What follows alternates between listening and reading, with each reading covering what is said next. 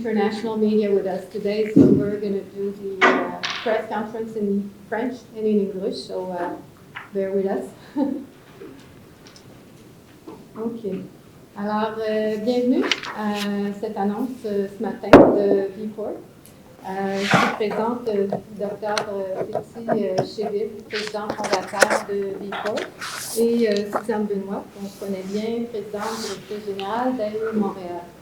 So I welcome everybody, and we have, as I mentioned, Fetty Cheville, he's president and founder of VPorts, and Suzanne Benoît, president of Aerospace Montréal. So Fetty, it's all yours, and we will have a Q&A period after, and it will be available for one-on-ones as well. Okay, thank you. Bonjour, merci vraiment d'être ici aujourd'hui. Donc, je suis Fetty Cheville, je suis le président fondateur de VPorts. Donc, ce qu'on fait, nous, on fait l'exploitation, on fait l'opération et le concept de VPorts. Je suis un expert de l'OACI. L'OACI, c'est l'Organisation de l'Aviation Civile Internationale. L'expertise que j'ai, en fait, c'est une expertise mondiale qui concerne essentiellement la certification des aéroports et des helipads. J'ai eu mon doctorat ici, à Polytechnique, et maîtrise gestion de projet à l'UQAM. Je suis vraiment très heureux d'avoir Suzanne avec nous ce matin. Suzanne, bien évidemment, c'est la présidente directrice générale de Aero Montréal. I would like to welcome as well the media from the aerospace, basically, industry and publications. Very good to see you, Don, one of the very famous one in aviation business. So, je suis vraiment content d'annoncer aujourd'hui le premier réseau de VPorts au monde, et on le fait ici au Québec. Donc, vous allez voir un peu les villes qu'on commence à avoir. Donc, c'est un réseau qui s'installe jusqu'à 2030, et ce réseau-là va couvrir pratiquement jusqu'à 2030. Donc, c'est les villes que vous voyez aujourd'hui, mais surtout aussi le nord et les régions et les zones qui sont un peu mal desservies ou peu desservies aujourd'hui par le transport terrestre, ou peu desservies aussi, ou pas desservies du tout par le transport régional. Donc, c'est l'horizon qu'on a dans ce que vous voyez aujourd'hui, c'est 2030. Bien évidemment, l'objectif, comme j'expliquais tout à l'heure, c'est 2045, donc il va y avoir d'autres villes qui vont s'ajouter. I'm so pleased to announce today, this is the first network of VPorts in the world, and we have it here in Quebec. This is the network we have today, as you can see on the screen here. It's basically up to 2030. Of course, others will join, but specifically we are servicing a remotely region in the north of Quebec, which is today less disturbed or less serviced by the ground transportations. We are covering, for example, all the airports operated by Transport Québec Airport. To operate this network of VPorts, we would need an operation control center. This is a key element of our strategic positioning. The operation control center objective is basically to operate our network of VPorts here in Quebec, but as well the other VPorts that we will have in the world. As you may see in the media recently, we have already a VPort in Sao Paulo, it's a hub. So basically what I'm saying right now is this operation control center, we call it VOCC, so VPort Operation Control Center, will be operating our network here in Quebec, but as well, of course, the other VPorts around the world. Pour opérer ces VPorts, ce qu'on veut faire, et ça c'est un enjeu majeur stratégiquement pour nous, c'est d'installer un centre de contrôle mondial qui va être ici installé au Québec et qui va gérer les VPorts qui sont au Québec, mais aussi dans le monde. Pourquoi c'est un enjeu majeur? Parce que la technologie qui va être mise en place pour opérer ces VPorts au monde, c'est une technologie qui n'existe pas aujourd'hui. Donc on va le faire. Et on va le créer ici. Ces centres de contrôle mondial, il va pratiquement gérer 3 enjeux. C'est l'intégration du trafic aérien, c'est un enjeu majeur. Toute la partie aussi chargement et aussi la gestion des ressources dans ces VPorts-là. Donc, quand un eVTOL, c'est les machines électriques qui volent, qui va venir. Donc, il faut qu'on pense comment l'intégrer dans le trafic aérien existant. Mais aussi, il faut qu'on pense à lui fournir l'information nécessaire pour que la décision d'atterrir ou de décoller soit prise sur des informations réelles, sécuritaires et disponibles en tout temps. Pensez à tout ce qui est donc des informations météorologiques, pensez à ce qu'il y a comme chargement disponible ou pas, pensez au cargo qui va se déplacer et comment on va le faire. Un élément aussi important, stratégique, on pense que d'ici 2030, on ne va pas transporter des personnes et on n'installe pas les VPorts dans les villes. Ça, c'est une décision stratégique qu'on a prise et je vais expliquer par la suite pourquoi, mais le plus important, c'est que c'est un réseau pour le cargo, pour le transport des marchandises et aussi le transport, bien évidemment, relié au médical. Donc, our strategic positioning, it's not urban advanced air mobility, it's not for cities, it's basically for cargo, regional, and anything related to health, transportation of people, or any medical other required and needed. Now, in terms of the visual, what that means, a VPort. So we did an exercise here in Quebec, and we developed what you can see today. So this is the first time it's public. So you can see it here. This is the VPort. This is one we have in Mirabel. The only VPort available in Canada today is in Mirabel. This is the one we have. What you can see here, the view is on the air side. So this is basically the building of the VPort itself. And of course, you can see on the other side is the air side of it. This is important. We are targeting LEED and WELL certification for the constructions. Donc ce que vous voyez ici, c'est pratiquement le visuel de c'est quoi un VPort, pardon. Donc c'est un terminal très simple où essentiellement on va gérer le cargo au début. Et il y a partie côté piste, bien évidemment, là où on va charger les eVTOLs quand c'est nécessaire. C'est très important de comprendre qu'on vise bien évidemment le LEED et le WELL comme certification pour l'architecture, la construction. Mais aussi, les matériaux qu'on utilise sont réutilisables, très faciles à démonter, à reconstruire ailleurs, peu ou pas d'impact environnemental sur ce qu'on est en train de faire. C'est très réel. Vous voyez d'autres visuels d'autres VPorts au monde. C'est assez futuriste, mais de toute façon, je pense que c'est très clair ce que vous voyez ici. The major question right now is, what is the economic impact of this business, of the network that you are trying to build up to 2030? We are talking about 6.5 billion Canadian dollars to be added to the GDP of Quebec by 2045. Only VPorts, we will be hiring 1,000 highly qualified people to support us for the national and international development. Of course, I'm not considering here all the other ecosystem, the SMEs that we will be adding, working, supporting us, because it's an ecosystem what we are creating. And of course, definitely we need to work with universities to prepare the next step, the next generations of decision makers working with us, working for us to build this network basically here in Quebec and of course internationally. VPort is a Quebec company, but we are very well established internationally. Many governments are talking to us, trying to get us involved in other cities. Many other cities in the world basically are trying right now to position themselves in this advanced air mobility. C'est quoi l'impact économique de ce qu'on est en train de faire?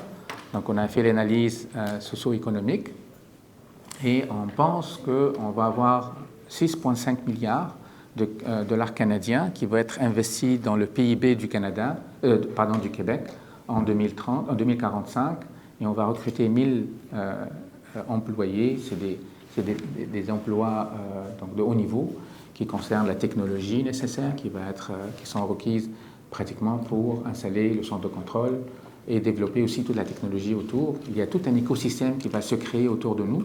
Donc c'est les PME, mais aussi les universités qui vont travailler avec nous là-dessus. Avant que je donne la parole à Suzanne, juste un petit détail. C'est quoi un VPort et pourquoi on a besoin d'un réseau? Donc, un VPort, c'est comme un hélipad. C'est comme un espace qu'on utilise aujourd'hui pour les hélicoptères.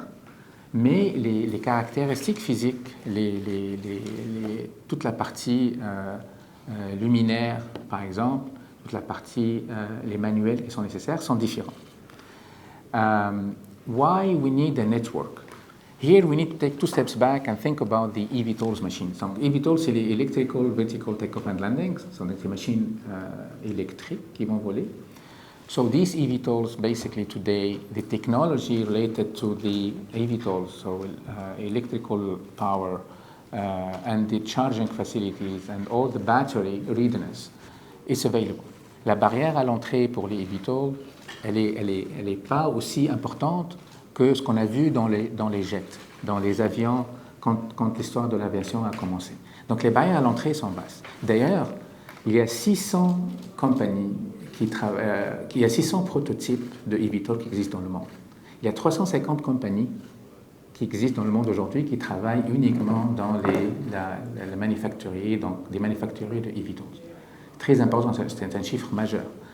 Et aussi, l'investissement qui a été fait dans ces machines-là, les 2 dernières années, 2020-2022, c'est pratiquement 10 milliards c'est le même financement qui a été fait jusqu'à 2020, combiner tout l'investissement nécessaire là-dessus. Donc, il y a beaucoup d'argent, il y a beaucoup d'entreprises qui travaillent là-dessus, justement parce que la barrière à l'entrée, elle est basse, donc elle est pratiquement disponible. Donc, les avions sont prêts à voler, mais l'enjeu, c'est quoi? C'est le régulateur, donc la réglementation. So, the regulators, how we will work? This is my turf, because I am regulated. I worked for ICAO for years. So, the regulator will take it like step by step. Means basically at the beginning he will certify. We believe by 2026 we can see some certifications happening. Today there are only 6 flying: Joby, Wisk, Beta Technology, Archer, Volocopter, Liliums. These are the flying manufacturer. So basically the regulator will start saying we can fly, but with some restrictions. That's why we believe by 2030 only cargo, only regional, only basically health-related air traffic or air transit mobility will be basically available. So I think I've got what I have to say. OK, merci. Alors, je ne sais pas si le micro fonctionne. Merci beaucoup pour la présentation, Fethi. I don't have much to add because I'm not technical in your domain, but what I could say is that Aero Montreal, as you know, is the aerospace cluster here in Montreal. We are working right now on creating an innovation zone for aerospace in Montreal, and one of the pillars of this zone will be the advanced air mobility. So this project is very much aligned with what we are looking for in Montreal on the long term. Also, this type of project, you have to be in front of the parade, if I can say, because, other jurisdictions in the world will be trying to attract Fethi in their country. He has already project other place in the world. So we want to keep this project here because this is very much value added, and it will also be very inspiring for the young generation because these projects, are the future of aerospace. And I think, we're very lucky that you are considering Quebec. And the VOCC, you call it, the Centre de Contrôle des Opérations, Control Center. I refer to it as being tour de contrôle, control tower that we have in airport right now. But what's fascinating is that control tower for eVTOL will be in a computer or even on your telephone. I understand, and it will be the nervous center will be here in Montreal. So imagine all the interesting jobs that will be created for the, the graduating students in university and college, and this is all music to my ears. And I'm very, very happy, Feti, that you consider Montreal for this project, and thank you very much. Thank you, Julian, very much. I appreciate it. Okay. So, Q&A period, basically, you can name yourself, the media you're representing, and ask the question to whom you want to ask the question. And like I said at the beginning, the spokesperson will be available as well afterwards for one-on-one. Alors, si vous avez des questions, c'est le moment. Sinon, vous pouvez les faire voilà. Est-ce que... Oui, Julien. Une question peut-être que j'ai déjà posée. Et pour ce réseau-là que vous voulez créer au Québec, est-ce que vous pouvez nous dire, c'est un projet qui est estimé à combien la facture, jusqu'à présent, combien de vues d'entente fermes et déterminées pour les installer? OK. Merci, Julien. Vous avez posé la question avant, mais... Donc, d'ici 2030, on pense à peu près à 150 millions qui vont être nécessaires pour installer ou déployer ce réseau-là. Et aussi, mais très important, c'est d'installer ou déployer ce centre de contrôle régional. We believe that 150 million by up to 2030 will be required for basically deploying the network of VPorts Plus, of course, which is very important, which is the deploying the technology or have the technology, including the IP, for the VUCC. This is very critical. Now, I know your next question is who will pay for that. So basically, the dynamic for us is not, we don't believe that it has to be public or government pay for that. It has to be a combination. It's public-private partnership. This is how we see it. So we already have the financial model ready. We have already the business cases ready. We have the term sheets ready, and we are going to engage with different investors, international investors, mostly from the US, to build, to invest for us and to build this network. The money right now going through or to the eVTOLs is tremendous. I explained basically $20 billion US dollars for eVTOLs business. L'argent qui est mis dans les eVTOL est vraiment très important, c'est 20 milliards de US, donc dollars. Mais dans la partie VPorts, donc la partie infrastructure, il n'y a pas beaucoup. Nous, on pense donc chercher ces 150 millions, une combinaison publique et privée, comme ce qui se passe dans le monde, et on est prêt. On a des investisseurs qui sont déjà intéressés, qui nous ont déjà approchés, mais il faut faire ça dans une structure bien définie. Donc c'est pour ça que le modèle financier est prêt, c'est pour ça que toute la partie, disons, documentaire nécessaire pour expliquer au montage financier du projet est pratiquement prêt. Et on espère que dans les 3 prochains mois, on va faire une annonce par rapport à l'investissement qui sera nécessaire.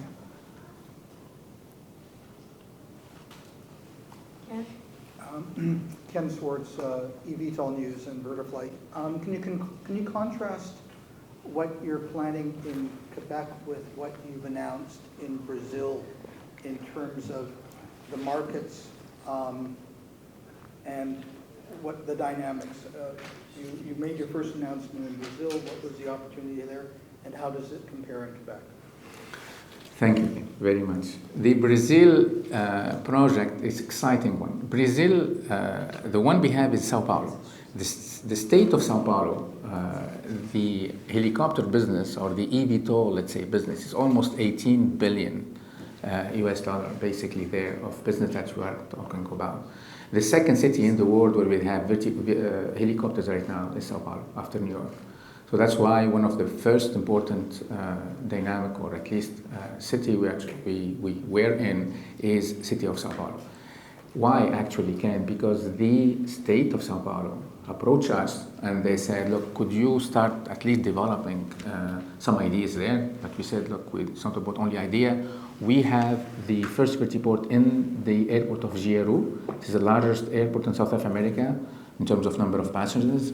And then the location of our hub of vertiport is on the side of the airport. So it's not really a way, so it's basically creating easier way to go to the airport using an eVTOL. The next step is to deploy a network in Sao Paulo. We don't have a network in Sao Paulo. This is where we have a network. The only one, the first one in the world actually is in Quebec. So this is the one we have here in Quebec. Dynamic is different. In Quebec, we are targeting cargo mostly. We're targeting regional air mobility. We're targeting health-related advanced air mobility business by up to 2030. In Sao Paulo, for now, we have the airport, and then we are developing with partners of the network of the VPort. So Ken, in terms of the business side of it, the business there is larger. It's bigger because the state is very large, and the demography there, social demography structure of state of Sao Paulo, helping basically having the business growing there. In Quebec, we're talking about the province of Quebec altogether, and we are targeting the north of Quebec, attracting or at least covering or servicing cities that a little bit far away, and then basically that we are servicing them with this sustainable transportation mode. And as a follow-up, can you sort of provide your definition of vertiport? Because I find that different people define vertiports differently. And so what's your vision of a vertiport? What are the components? I will answer you as an ICAO expert. I can tell you there is no vertiport at all. So basically, this is let's make it this way. But go back to the business itself, or at least what we have right now in advanced air mobility. A vertiport is like, again, as I explained, it's like a helipad, or a sort of helipad, that the physical characteristics, the marking, the signing, the manuals, emergency manuals, the safety management system manuals, the helipad manuals or the vertiport manuals will be completely different than what we have right now. If you see, based on the reference of Annex ICAO 14 Annex 2. So it's like we will start like a helipad. The one we have here, as you can see, Ken, this is it's like a helipad.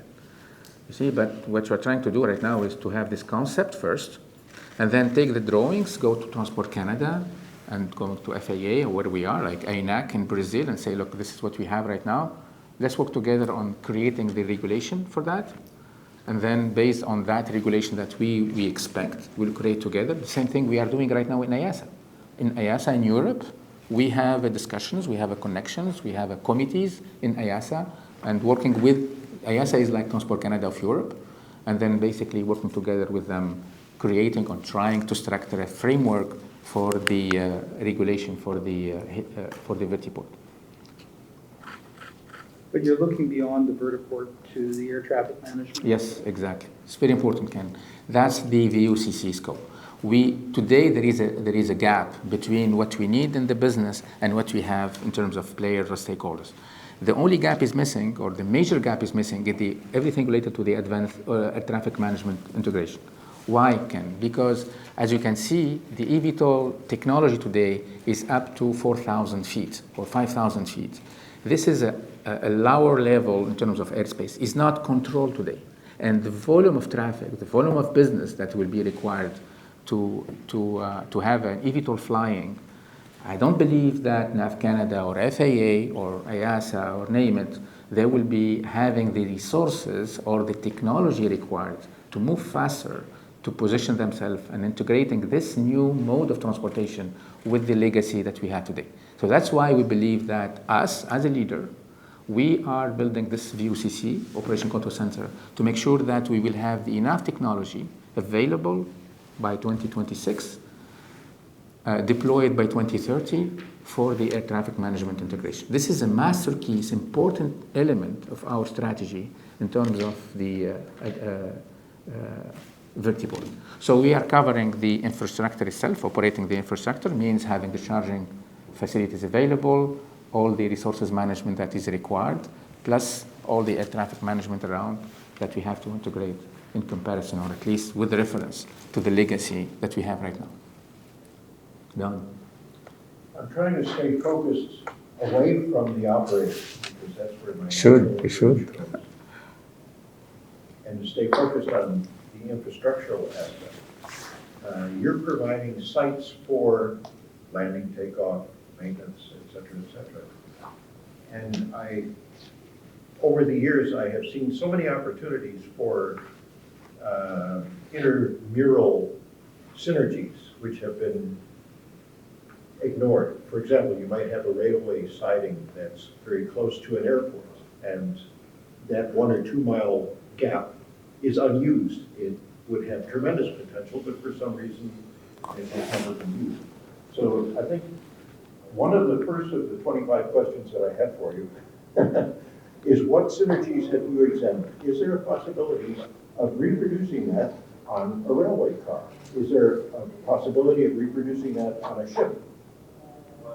And using exactly the same neural networking control systems that you have in mind, but making it interdisciplinary with other modes.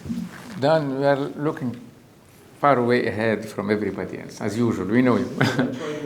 Yes, exactly. It's too early for that. So we are not in cities. We are not in urban. I mentioned very clearly, starting from the starting point, I'm not on the urban air, advanced air mobility at all. But let me tell you something. How the industry is structured today, we saw it before. When we start the aviation, if you see the history of aviation done, when we start at the beginning, the machine is important, as we see today, and basically there is kind of groups are doing everything, right? The manufacturer, Volocopter is doing today the eVTOL machine. They have VPorts. They think about having a control center as well.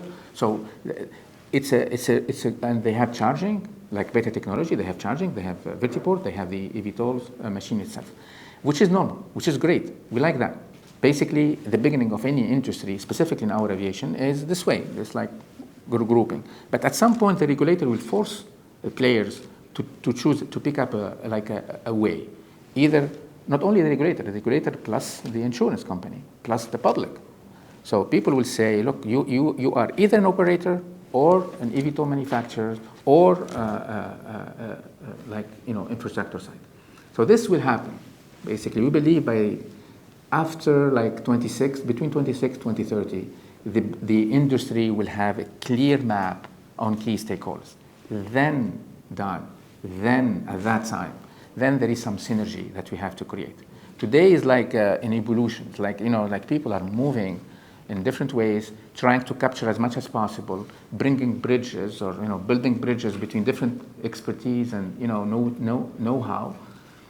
But soon, as usual, we saw this in the aviation. It's like things will move down, and then we can see clear play, and then at that time done, we can create synergy. Thank you, Don. Yes, please. Bonjour, Clémence Pavic, le Devoir. J'aurais juste voulu savoir. C'est quoi votre nom? Clémence Pavic, le Devoir. Juste pour comprendre un peu votre échéancier, parce que c'est donc d'ici 2030. Là, vous parlez aussi qu'il y a beaucoup d'enjeux, régulation, trouver aussi des talents dans les universités. Concrètement, qu'est-ce que vous metteriez en branle en premier? Est-ce qu'on a déjà les talents pour mettre en place votre centre de contrôle, pour le mettre en forme? Parfait. Merci beaucoup, Clément. Merci. Donc, on a déjà commencé, Clément. On a déjà un VPort, c'est le premier d'ailleurs au Canada, qui est à Mirabel. Et là, on va faire le même exercice avec Trois-Rivières. Donc, on a identifié déjà des sites à Trois-Rivières, l'aéroport Trois-Rivières, et on pense à faire notre VPort là-bas. Il y a aussi à Longueuil, on fait la même chose. Donc, à l'aéroport, donc on commence étape par étape. Et on va collaborer avec toutes les villes, avec tous les élus locaux, étape par étape, pour expliquer c'est quoi le projet et pourquoi, qu'est-ce que ça veut dire un VPort. Et tu sais comment on fait ça, Clément? On utilise la technologie. Donc, on a créé des villes jumelles de toutes les villes qu'on fait. Par exemple, à Sao Paulo, on a la ville jumelle de Sao Paulo, et donc tu rentres dans l'écran, tu vois à Sao Paulo en 3D, et tu vois le VPort. Aussi, on pense faire à Mirabel, on travaille avec Thales ici à Mirabel pour faire la même chose. Donc, à Mirabel, à un certain moment, ce qu'on pense faire, c'est d'avoir donc ce 3D qui existe, qui sont disponibles pour tout le monde, mais surtout aussi, on va aller voir le public avec, tu vas m'aider parce que je ne sais pas comment dire ça en français, donc c'est l'immersive experience. Donc, c'est un 3D que tu mets, donc headset, et puis tu vas vivre vraiment, donc tu vas écouter le eVTOL, tu vas rentrer dans le VPort, et tu vas vivre l'expérience comme si tu es un passager ou quelqu'un qui passe à côté. Et ça, cette technologie existe. Donc on va l'utiliser pour ce qu'on est en train de faire. Maintenant, en termes de toute la partie VOCC. Donc comment on a fait? On a lancé au monde entier, on appelle ça donc une demande d'information. Donc, puisque la technologie n'existe pas, puisque la structure de la technologie n'existe pas, donc ce qu'on est en train de faire, et Patrick est là avec nous aujourd'hui, donc c'est lui qui gère, qui lead ce processus-là, donc on parle avec toutes les compagnies au monde, Honeywell, on a lancé ça et on était surpris par les gens qui nous demandent de faire partie de ce projet-là. Donc il y a Honeywell, il y a Thales, il y a Sita, il y a Siemens, il y a des gros noms, il y a aussi des noms qui ne sont pas connus, TAV, Aéroport. Bon, c'est des boîtes partout au monde qui veulent faire partie de ça. Donc, ce qu'on pense faire maintenant, collecter l'information nécessaire pour comprendre comment structurer ce VOCC-là, parce que ça n'existe pas encore. Et de là, on va monter le projet et monter ce VOCC-là. On pense qu'on va être prêt en 2026 à peu près à avoir une structure, mais cette structure, elle nécessite des tests. Donc c'est là où on va travailler, comme la question de Don, je pense que c'est ce qu'il voulait dire tout à l'heure, c'est là où on va intégrer les eVTOLs pour faire le test sur ces VOCC-là, c'est là où on va intégrer le chargement, les batteries, pour voir vraiment tester ce genre de tout ce qui est trafic aérien, ou l'intégration de trafic aérien. Donc ça, c'est comme en parallèle, on fait ça en parallèle. Donc on identifie, on localise la localisation vraiment précise des VPorts. On travaille en parallèle pour structurer ou formuler la technologie nécessaire, mais aussi en parallèle, on travaille avec les universités. Donc on parle avec Polytechnique, par exemple, pour le moment, pour voir comment on peut travailler ensemble, pour voir comment préparer et être prêt pour les prochaines étapes. Donc c'est comme ça qu'on le voit. Je ne sais pas si j'ai répondu à ta question. Oui, ça répond. Mais peut-être aussi concernant les 1000 emplois que vous essayez de créer pour développer tout ce réseau-là.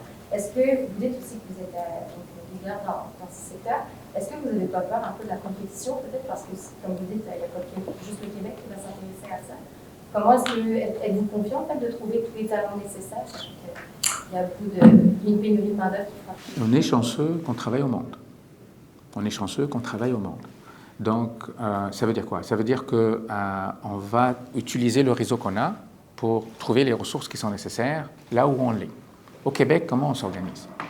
C'est un enjeu majeur. Oh, by the way, ce n'est pas un enjeu majeur uniquement au Québec, c'est au monde. Vraiment, c'est vraiment, on l'a vu là. Donc, c'est vraiment un enjeu majeur au monde. Mais ce qu'on essaie de faire, et on a eu une discussion avec Don tout à l'heure, on va essayer d'aller chercher tout de suite cette technologie, expliquer cette technologie aux étudiants, aux élèves, pour qu'on puisse les avoir prêts à peu près en 2026 ou 2030, là où on va avoir nécessaire ces ressources-là. C'est pas facile, oui, mais c'est pas ça qui va nous stopper. Donc je vais pas m'arrêter moi aujourd'hui parce que je ne sais pas si je vais trouver des ressources nécessaires en 2026 ou 2028 ou 2030. Je vais avancer pareil. C'est comme ça que je le vois. So, Alison Lambert with Reuters. Could you just walk us through the financing that would be required for the network you're talking about? I think you mentioned a PPP, and what needs to happen and how much needs to happen to make this happen? Perfect. As I mentioned, 150 million will be required. Almost this, out of 150 million, we are talking about between 30 to 50 million for the VOCC and for the holding, for the company that is required to build this expertise, to have this VOCC, and basically to deploy this VOCC around the world. As I mentioned, and this VOCC will be operating not only Quebec network, but around the world. The 100 million is basically for the infrastructures. So basically means having this, or practically signing lease agreements with different, like airport or areas or cities. In Sao Paulo, we signed with the Gieru airport, and we signed with the government as well because we asked it for 40 years. In other countries right now, we're discussing in Switzerland, in Payerne, it's a Payerne, like an Aeroport of Payerne, that we have a lease agreement. So the 100 million is required to have a lease, and then up to 2030, of course, and to build all the infrastructures around that is required if needed. For example, all the tarmac that is needed, the signing, the marking, and the resources there to be available for that. So I'm sorry, you said 115 millions or 150 millions? 150 millions. 150 millions. And is this Canadian dollars or US? US dollar. Perfect.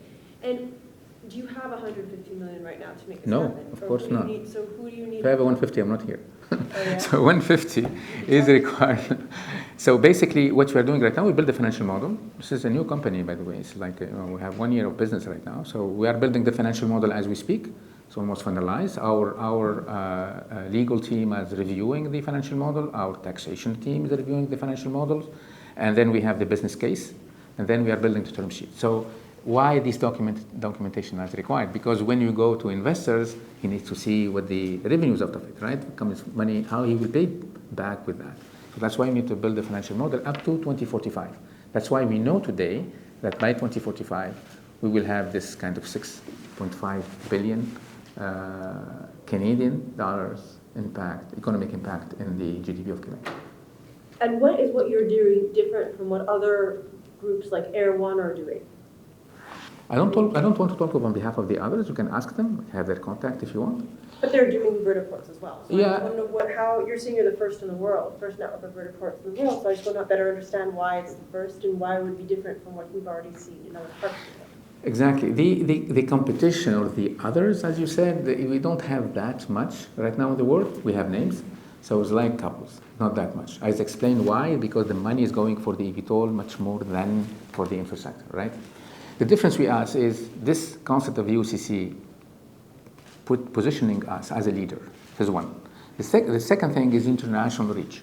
We are really in almost 4 continents right now. Okay, we are positioning in Brazil, South of America, we are in Quebec, in the US as well, we are in Europe, and we have in the Middle East.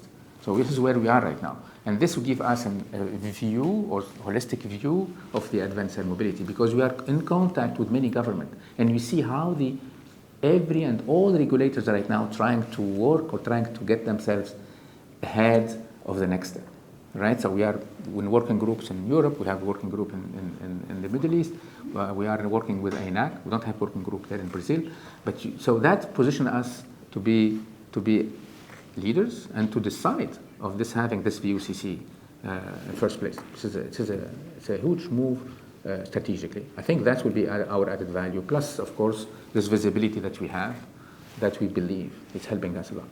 And just finally, from an ICAO perspective, can you build this, or will you have to wait for ICAO to come up with SARPs to design all this? Or do you think that's I will not wait. This is not me. We are not waiting. I'm a ICAO guy. So look, and if you get the history of aviations, things will move, and the first movers, they will be the first, basically, in the place. We are lucky, honestly, because we are in Quebec, so we have the foundation of the ecosystem, and we learn from the history.